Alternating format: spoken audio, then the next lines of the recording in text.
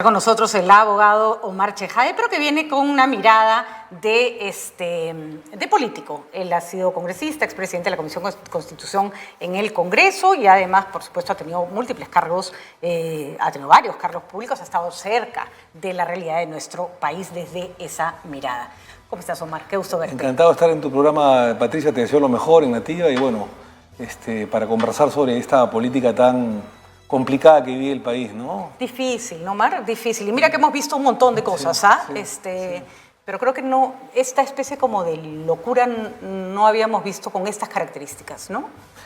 Sí, es una locura que no la habíamos visto y claro, lo que sí sorprende es que hasta antes del 7 de diciembre, que hubo un golpe de Estado, te lo puedo detallar incluso de manera jurídica, porque sí fue un golpe de Estado, no fue una tentativa.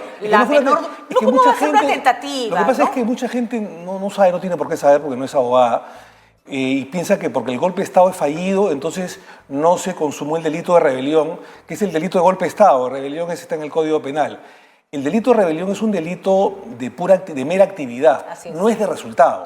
El delito de rebelión fue, por ejemplo, el de Antauro. No se llegó a consumar sus objetivos, pero fue un golpe de Estado, digamos, ¿no? ¿No es cierto? A ver, una rebelión. Por poner un ejemplo que puede ser más claro, corrígeme si me equivoco, Omar, si tú pones una bomba en un centro comercial y no explota o explota a medias, eres condenado por delito de terrorismo y se acabó, ¿no? Porque genera Lo que terror. No te ligó no quiere decir que no cometiste el delito. Por eso digo, el delito de rebelión, que es el golpe de Estado, es un delito de mera actividad, no de resultado. No interesa si el que se alza en armas cambió la forma de gobierno o no cambió.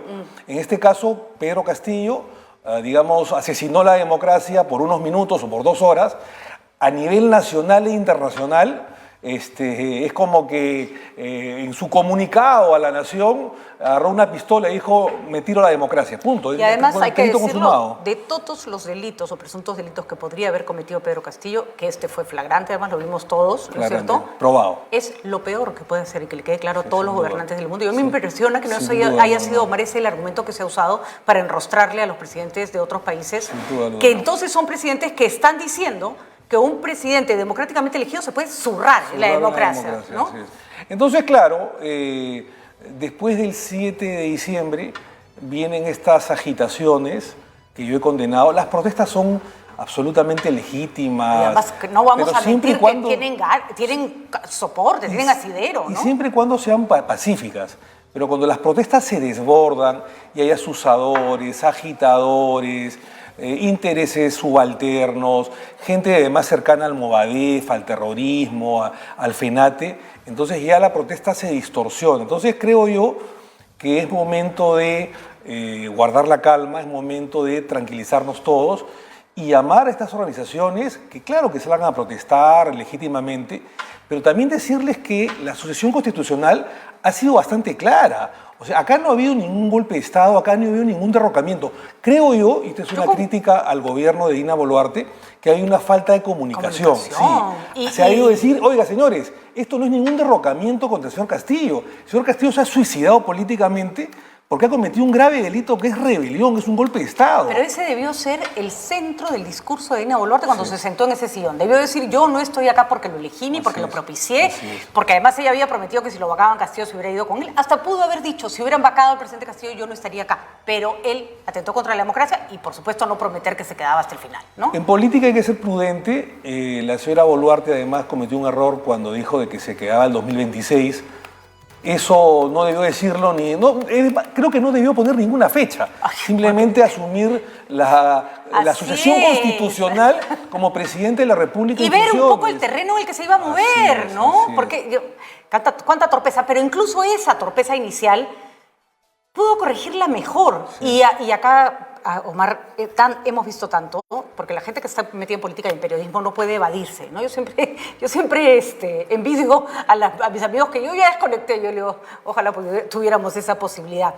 Sabemos que las protestas no se calman solas. Eso de hay que dejarlos protestar hasta que se aburran, nunca ha funcionado. No se aburrieron en Bagua, que estuvieron 50 días sentados en una carretera. ¿Se iban a aburrir en Andahuaylas? No se iban a aburrir, ¿no? No se iban a aburrir. Ahora, creo yo, este es un comentario particular, creo que hay personas que están asusando justamente a la violencia, a la inestabilidad política, a la agitación social, porque creo yo que también es una, por parte no de todos, por supuesto, no lo voy a generalizar, una sonada contra la democracia, contra el sistema de derecho, contra el orden constitucional. Porque, digamos, si se quema una comisaría como ayer, si se quema vivo a un policía, si se lo calcina, si se saquea la propiedad pública, privada. Yo he marchado contra el fujimorismo los años 90, cuando era joven en la universidad. El año 2000 en el Foro Democrático hemos participado.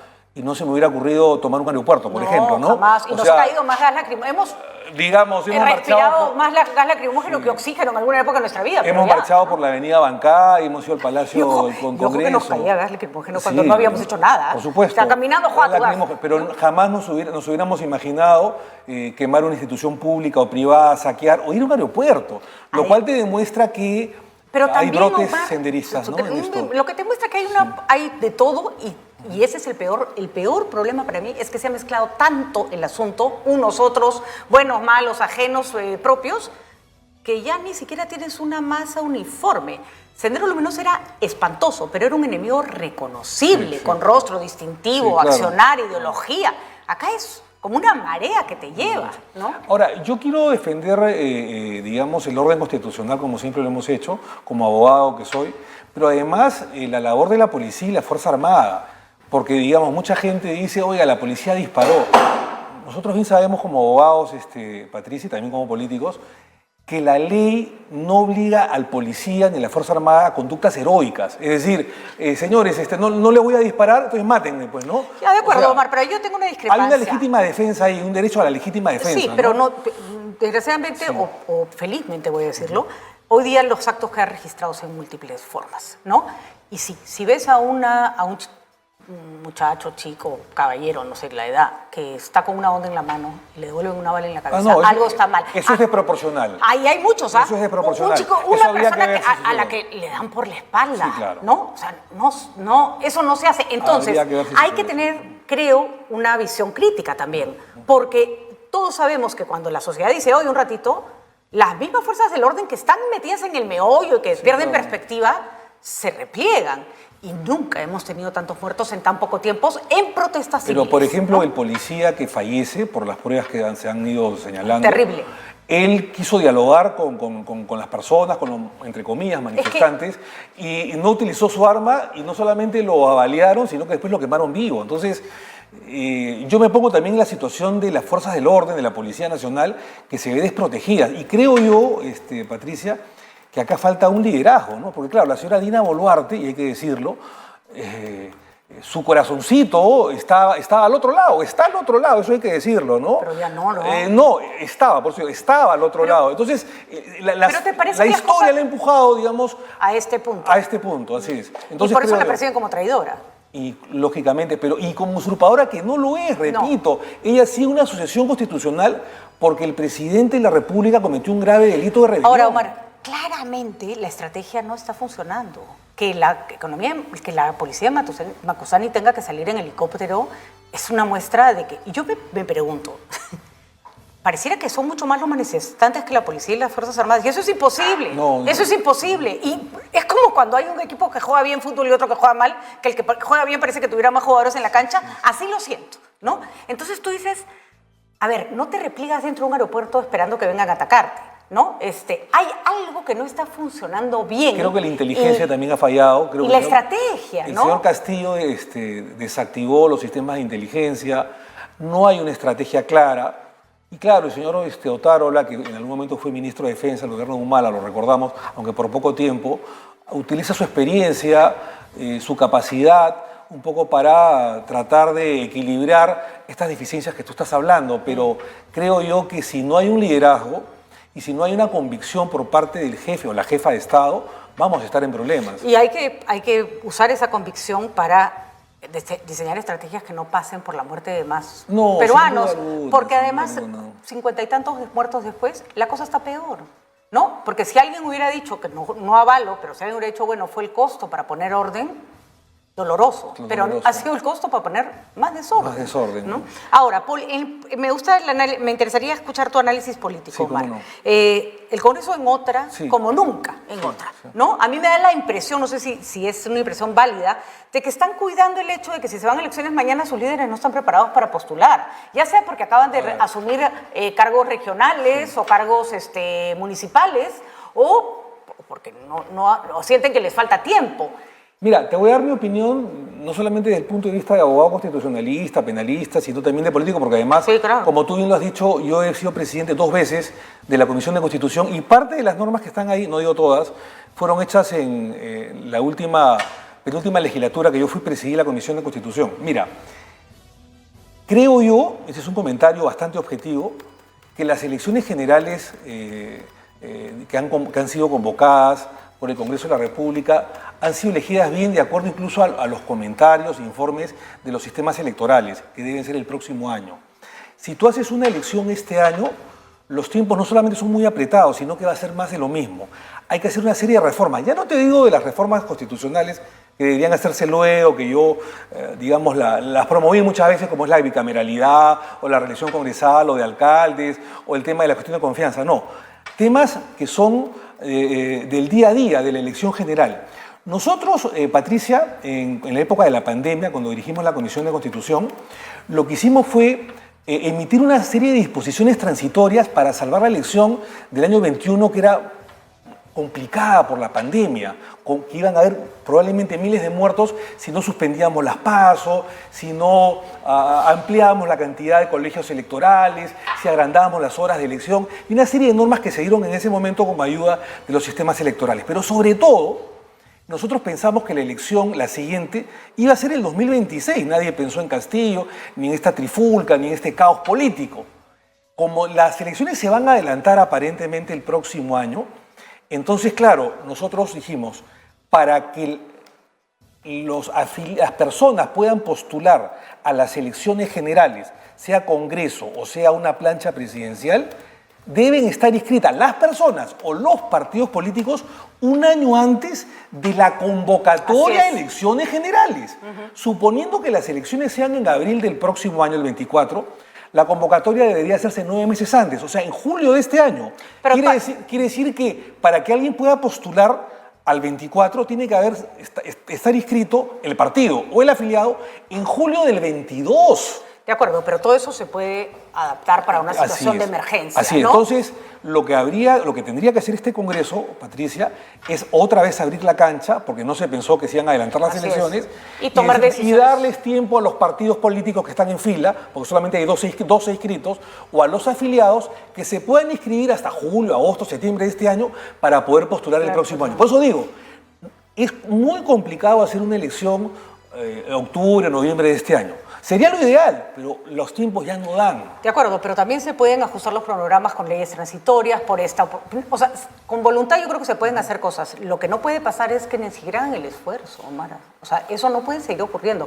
Particularmente creo que las famosas reformas constitucionales no van a resolver el problema hasta que los partidos no se comprometan a poner la mejor gente en sus listas de todo. Es ¿no? una reforma integral, ¿no? Es una reforma partidaria, una reforma integral. Por eso también, Patricia, aprobamos las PASO, que son las primarias abiertas, simultáneas, obligatorias. ¿Qué cosa es esto? Los 23 o 24 millones de peruanos hábiles que pueden votar salen a las calles, no en la elección general, sino en una elección previa, que son 6 meses antes, como en Argentina. Me parece genial. Y entonces empiezan a votar por su candidato del partido que ellos crean conveniente. Si no pasas la valla, eso es lo importante también de las PASO, no pasas el 5%, no postulas el siguiente año. Ese partido simplemente no postula. Probablemente no hubiéramos tenido un Pedro Castillo. Entonces, claro, en vez que postulen 20, 25 partidos, postulan 8 o 9. Y no postulan 20 candidatos a la presidencia, sino postulan 8 o 7 o 9, los que pasaron la valla. Pero además es una elección interesante. Se ha tomado mucho el modelo argentino. A mí me parece que es un modelo importante. Obviamente, por este problema de adelanto de elecciones va a tener que otra vez suspenderse. Por eso digo, la Comisión de Constitución del señor Nano Guerra García, como el Congreso de la República, Una vez que se apruebe en febrero o en marzo, en segunda legislatura, el adelanto de elecciones, van a tener que variar varios calendarios electorales para poder realizarse los comicios. El problema es que yo no veo al señor Guerra García con ganas de apurarse en pero en fin, eso no es de él no depende, depende de un Congreso, Sí, claro. ¿no es cierto? Y creo que, Ahora, esperemos que el que Congreso... la señora Boluarte también tenga que meter presión. Ahora, Patricia, ¿no? esperemos que el Congreso apruebe en segunda legislatura el adelanto de elecciones, porque sería fatal que por un boicot de parte No, de la Perú Libre o la izquierda, de otros grupos, no lo sé, simplemente se ausente. Porque mira, como es una elección, una votación calificada, la ausencia o la abstención es igual a un no. Así es. Porque así tienes que es. llegar a 87 votos. La abstención es la Entonces yo posición me voy más al cobarde, baño, ¿eh? me voy a la cafetería, no voy, me enfermo o me abstengo, es lo mismo que decir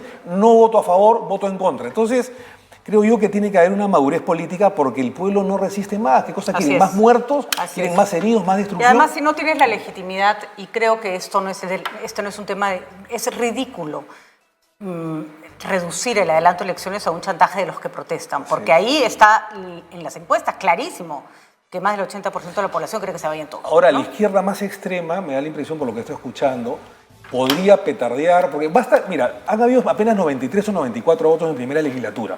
Basta que 6 o 7 de los que votaron en la primera legislatura a favor del adelanto de elecciones se ausenten o no vayan, o voten en contra o se abstengan, para que no pasen los 87 votos, y eso es así. Así es. Entonces, es muy importante no solamente que vayan a votar, sino que voten a favor, porque si eso no aconteciera, lo que estarían obligando es que la señora Dina Boluarte renuncie a la presidencia Y ahí se va. y entre el señor Williams y el tema se pueda agrietar mucho más. Y Así que es muy importante el adelanto de elecciones y que se... A mí me parece una fecha, te soy bien sincero, Patricia, correcta en abril del próximo año. En la medida en que el discurso sea ya nos vamos, ya nos vamos, ya nos Sí. vamos, ya nos vamos, para que la gente se quede tranquila. Y Por lo menos que- hay una fecha. Y además viendo que hay acciones en función del ya nos vamos, Porque ¿no? claro, porque cuando tú no hay dudas con respecto a la fecha, entonces sigue el caos y No, la ya te inestabilidad. sientes que te están meciendo. Pero ¿no, Mar? cuando tú ya sabes que es en abril del próximo año, que ya hay una reforma o una disposición transitoria para adelantar las elecciones, entonces todos ya nos preparamos De para acuerdo. las elecciones y hay una calma política. Espero